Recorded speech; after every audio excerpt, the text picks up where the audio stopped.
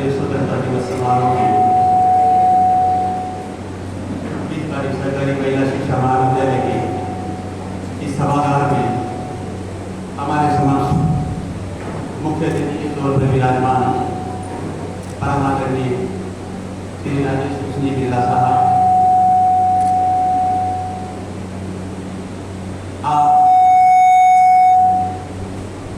का मंचासीन होना हमें गौरवान्वित और महिमामंडित करता है। आप मेरी संस्थाओं का प्रतिनिधित्व करते हैं। आप अध्यक्ष नागरिक सरकारी बैंक, अध्यक्ष red cross society Rajasthan state, executive director red cross society, अध्यक्ष भाईश्री समाज, अधिशासी निदेशक श्री हितकारी विद्यालय सहकारी शिक्षा समिति और इसके अलावा अनौपचारिक रूप से भी आप कई संस्थाओं को अपना प्रतिनिधित्व और नेतृत्व प्रदान करते हैं। आप इस संस्था में, इस कार्यक्रम में विराजमान है, ये हमारे लिए गौरव की बात है। इसके लिए मैं संपूर्ण महाविद्यालय परिवार की ओर से आपका कोटि कोटि आभार व्यक्त करता हूँ। इसी श्रृंखला में मंचासीन है हमारे समक्ष पात्र स्वरूपा प्रेम की मूर्ति संस्था के अध्यक्ष महोदया श्रीमती सूरज बिरला में आपका सानिध्य हमें निरंतर मिलता रहता है। हर कार्यक्रम में आपसे प्रेरणा प्राप्त होती है और आपकी उस प्रेरणा से हम ओतप्रोत होकर के आगे के लिए और ऊर्जावान हो जाते हैं। आप इस कार्यक्रम में पढ़ा रहे, इसके लिए आपका भी महाविद्यालय परिवार की ओर से कोटि कोटि आभार और धन्यवाद। हमारे बीच उपस्थित संस्था के मंत्री महोदय आदरणीय चंद्रमोहन जी शर्मा साहब, आपसे भी हमें निरंतर मार्गदर्शन मिलता है। इसके लिए मैं यहाँ इस कार्यक्रम में पधारने के लिए आपका आभार व्यक्त करता हूँ। साथ ही हितकारी समिति के संचालक मंडल के सभी सदस्यगण, पूर्व संचालक मंडल के सदस्यगण,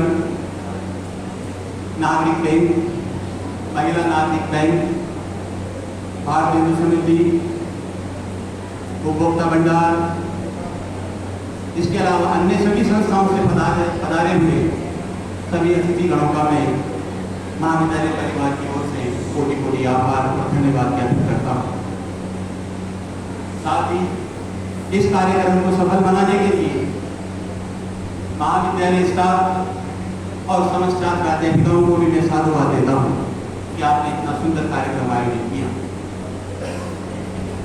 इस कार्यक्रम के अवसर पर मैं अधिक समय न लेते हुए सिर्फ एक ही बात कहूँगा कि आज हम 78वां स्वतंत्रता दिवस विकसित भारत की थीम पर मना रहे हैं। सरकार ने सन 47 तक भारत को विकसित बनाने का सपना देखा, परंतु उससे पहले हमारा परम कर्तव्य हो जाता है कि ये कार्यक्रम जिस रूप में मनाने के लिए हम यहाँ पर बैठे हैं और ये कार्यक्रम मनाने का जो दिवस आज आया है, ये इनकी वजह से आया है। हम उन स्वतंत्रता सेनानियों और शहीदों को नमन करें, उनको याद करें, जिनके कारण हमें आज ये स्वतंत्रता मिली है। आज हम इस स्वतंत्रता का उपभोग कर रहे हैं, इसलिए सबसे पहले हमारा कर्तव्य बनता है कि आज हम उनको सच्ची श्रद्धांजलि अर्पित करें।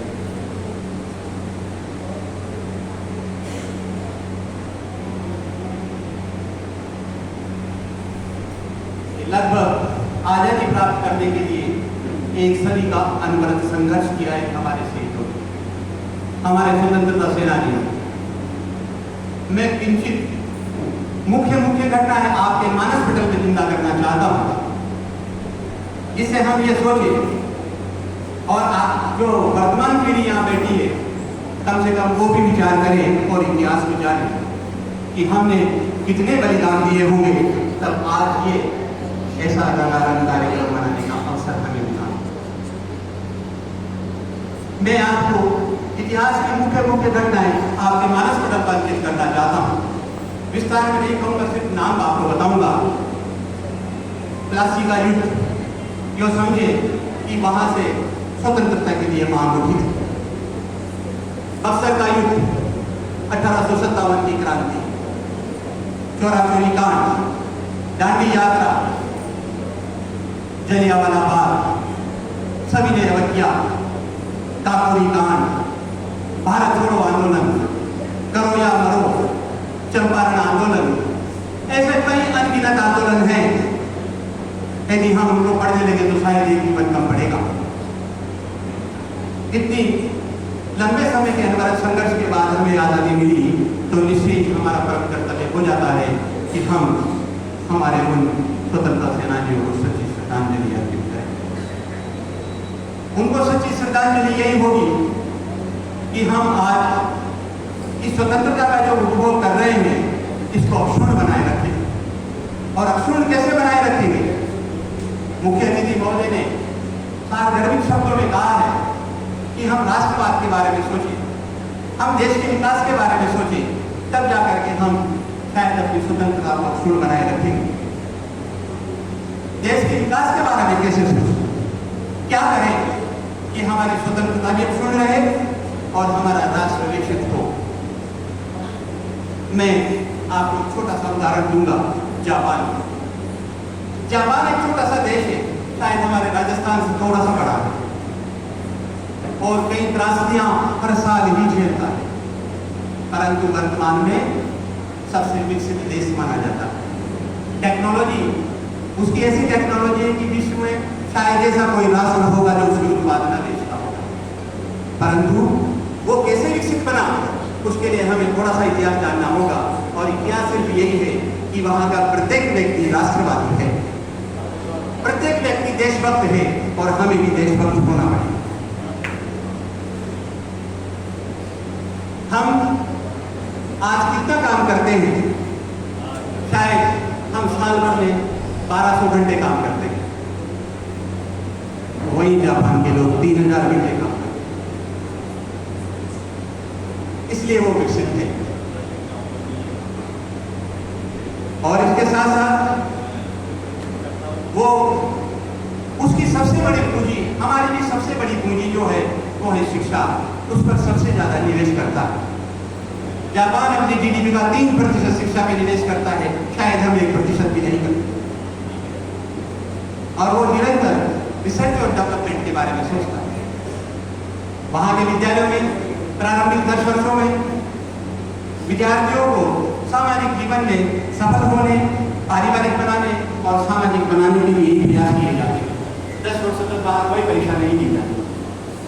हमें हमारे शिक्षा तंत्र में ऐसे परिवर्तन करने होंगे ताकि हमारा प्रत्येक बच्चा राष्ट्रवादी बने। अभी हमारे मुख्य अतिथि महोदय ने पुलिस का उदाहरण दिया। निश्चय ही हम सेना में जाकर के राष्ट्रवाद को ज्वलित होता है हमारे, तो हम सेना या पुलिस में जाकर ही राष्ट्रवाद को ज्वलित न करें, ताकि जो प्रत्येक व्यक्ति यहाँ बैठा हुआ भी राष्ट्रवादी हो। ऐसी मेरी मनोकामना है, तभी जाकर के हम विकसित हो पाएंगे। नहीं तो हम हर साल ऐसे प्रवचन बनाते रहेंगे परंतु रिजल्ट कुछ निकलेगा नहीं। और अगर हमें निश्चय देश को विकसित बनाना है तो हमें हमारे सिस्टम में, हमारी सोच में, हमारी मनोवृत्ति में सुधार करना होगा। और इसका सबसे सच्चा और सरल और सीधा तरीका है शिक्षा। शिक्षा ही वो चीज है जिसे हम राष्ट्रवाद के बच्चों के अंदर भर सकते हैं, जिससे हम स्किल भी बच्चों के अंदर भर सकते हैं, जिससे हम हर एक चीज बच्चों के अंदर इनपुट कर सकते हैं ताकि आगे जाकर के वो राष्ट्र के लिए उपयोगी बने, न कि अपने परिवार के लिए, खुद के लिए। तब जाकर के हम देश को विकसित बना पाएंगे। और शिक्षा की जब बात हो तो महिला शिक्षा को हम नहीं छोड़ सकते।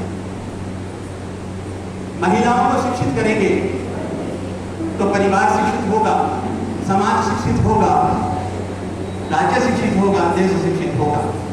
और महिला शिक्षा की जब बात हो तो इस महाविद्यालय का नाम लिए बगैर उसे रहा नहीं जाए।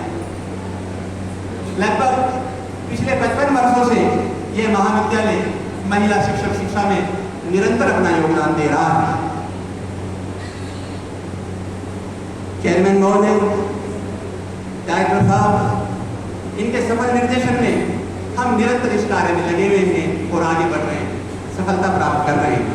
आज ये महाविद्यालय अपने निजी इस सुंदर भवन में संस्थापित है और निरंतर अपने विकास के आयामों को प्राप्त कर रहा है। आप देख रहे होंगे कि यहाँ निरंतर विकास कार्य कर रहे हैं। साथ ही हमारे मुख्य अतिथि महोदय ने बताया कि महाविद्यालय जो 120 सीटों की संख्या रखता था, आज 700 की सीटों की संख्या रखता है। हमारे यहाँ पर बीएड 2 वर्षीय होने के साथ साथ बीए 4 वर्षीय और बीएससी बीएड 4 वर्षीय भी संचालित है। हम साहब और मैडम के आशीर्वाद से जल्दी ही नए कोर्स और संस्थापित करने के लिए संकल्पबद्ध है। मैं महाविद्यालय को निजी महाविद्यालय बनाने के लिए भी संकल्पबद्ध हूँ और इसीलिए इस कड़ी में हम एक अभूतपूर्व उपलब्धि प्राप्त करने जा रहे हैं।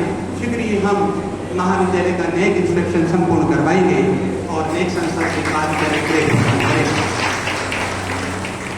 जिससे महाविद्यालय में नए कोर्स आने का एक नया मार्ग प्रशस्त होगा और निश्चय ही आगामी वर्षों में ये महाविद्यालय अपने विकास को आगे ले जाएगा।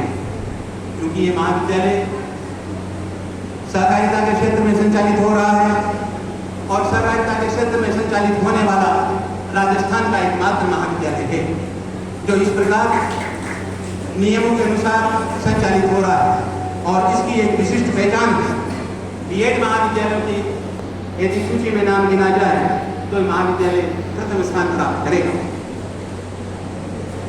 और इसी ख्याति के कारण इस महाविद्यालय की हर जगह विशेष रूप से पहचान है और इसलिए यहाँ पर जो भी विद्यार्थी आते हैं वो निश्चय ही अपना प्रशिक्षण पाठ्यक्रम पूरा करने के बाद एक पूर्ण शिक्षक बनकर के यहाँ से निकलते हैं और समाज में सेवाएं देने के लिए प्रस्थान करते हैं।